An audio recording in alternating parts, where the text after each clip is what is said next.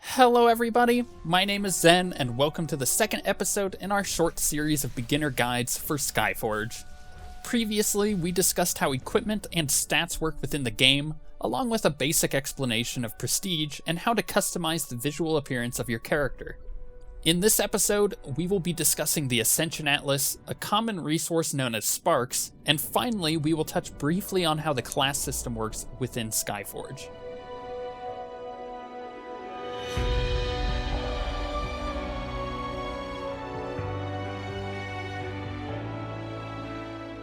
Let's start this guide with the core of what we will be discussing today, the Ascension Atlas. If you've played the game even a little bit, you will have come across the sphere grid that, at first glance, might be slightly overwhelming. This is the Atlas. There are two main parts of the Ascension Atlas. The first part is the Class Atlas, also known as the Lower Atlas. This is where you unlock abilities for specific classes, and also gain minor bonuses to primary stats, including proficiency, which is a stat that determines what level of gear you can wear. The higher your proficiency, the more powerful gear that you can equip. Each class has its own small atlas to fill out, and there are 13 classes in total. 2 support classes, 2 defense classes, and 9 attack classes. The support classes are the Alchemist and the Lightbinder. The defense classes are the Knight and the Paladin. The attack classes are the Archer, Berserker, Cryomancer, Gunner, Kinetic, Monk, Necromancer, Slayer, and either the Witch or the Warlock, depending on if you're playing a male or female character. There is no difference between the two classes there, it's just all in the name. All classes are open to your character once you unlock them, and you can switch to them at any time. When you first start the game, you will only have access to the Cryomancer, Lightbinder, and Paladin. If you really wish to start with additional classes, you can get the Digital Collector's Edition, which comes with the Alchemist and Knight, although these can also be unlocked through normal play as well. Within the Ascension Atlas, you will notice that each sphere has a color associated with it: orange, green, and blue. These colors represent resources called sparks. Orange are sparks of destruction, green are sparks of creation, and blue are sparks of balance. You'll gain these sparks by simply completing content within the game, and they are used for filling out your Ascension Atlas. Each node has a set price of sparks that it requires to unlock. As a new player, I would highly suggest picking one of the first classes that you have access to, such as the Lightbinder, and stick with it. When you reach a certain part within the class tree, you will notice that there is one node that has the class symbol on it. Once you reach that node, you will no longer be required to spend your normal sparks on filling out that atlas. Instead, you will begin accumulating sparks for that specific class by just playing as that class. Using the Lightbinder as an example, you will start accumulating Sparks of Mercy when you reach the Path of the Lightbinder node, which, as you can see, are used to unlock all further nodes within the Lightbinder Atlas, giving you access to additional skills for that class. It's extremely important to mention that when you complete a class's atlas, you will gain access to a specific powerful passive ability called a symbol. You will also increase your max number of symbol slots by doing so, as you can only have a limited amount equipped at any given time. For example, by finishing the Paladin Atlas, you will gain access to Divine Intervention, which reads, "Incoming damage is completely absorbed if it is more than 10% of the maximum health. The character becomes immune to all damage and negative effects for 4 seconds, and the effect is activated no more than once every 70 seconds. As you can imagine, some of these are very, very good. The biggest mistake a new player can make is not completing a class's atlas, especially if they are already close to finishing it.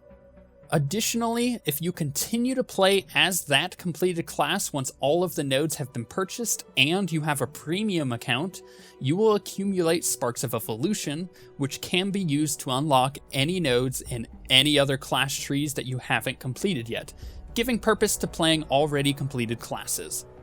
Now let's take a minute and back up to the point when you unlock the class-specific sparks, such as the Path of the Lightbinder node that we mentioned earlier. It's at this point that you will also unlock the Upper Ascension Atlas. The Upper Atlas is a much larger sphere grid that will be overwhelming at first. Don't worry though, it's just like a larger version of what you've already been looking at. There are individual nodes that will give you basic stat bonuses, there are passive symbols to unlock, things called vectors that we'll discuss in the next episode, but most importantly, there are other classes.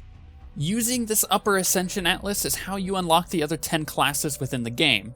When you first get to this menu, take a few minutes to look around and get familiar with where each of the individual classes are located.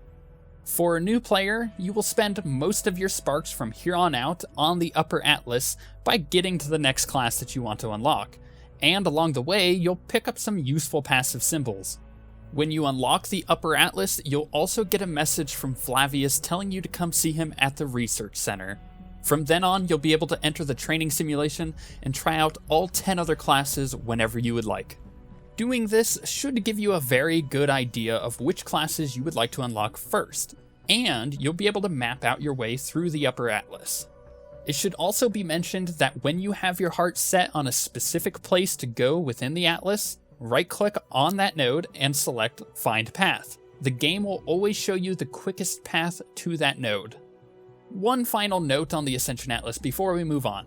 As events in the game come and go, you may unlock additional atlases such as the mechanoid-focused one. These atlases will give you bonuses when fighting specific enemy types, such as the mechanoids. Here are some tips to get some additional sparks to speed up your progress. First, there are sparks of replication. You will gain these through various methods, but you can also just buy them with credits or argents on the market under various. Again, we will discuss the market fully in a later guide. If you have a set of spark replicators in your inventory, you can double-click on them and use them. You'll also be able to see how many spark replicators you are currently benefiting from by going to your valuables menu and looking under Ascension Atlas. It should be mentioned that you can also see other types of sparks and resources here. Selecting them will tell you what they do and how they can be obtained, such as Particles of Mastery, which are used to upgrade your equipment boosters. Spark replicators are aptly named though, since they will replicate any spark that you gain with a huge bonus. Using spark replicators, you'll be able to give yourself a progress boost, and I highly suggest doing it. Finally, in your bag you will notice a Reliquary. Anytime you hit certain prestige milestones, you'll be able to open the Reliquary and it will give you a ton of different resources, oftentimes including sparks. Open these whenever you can for maximum effect. For now, that summarizes everything you need to know as a new player in regards to the Ascension Atlas and sparks. If you have any questions, leave them in the comments of this video and I will try to answer them as soon as I can. In the next episode, we will be diving further into classes, explaining impulse damage, and explaining vectors. But until then, we shall see you guys next time.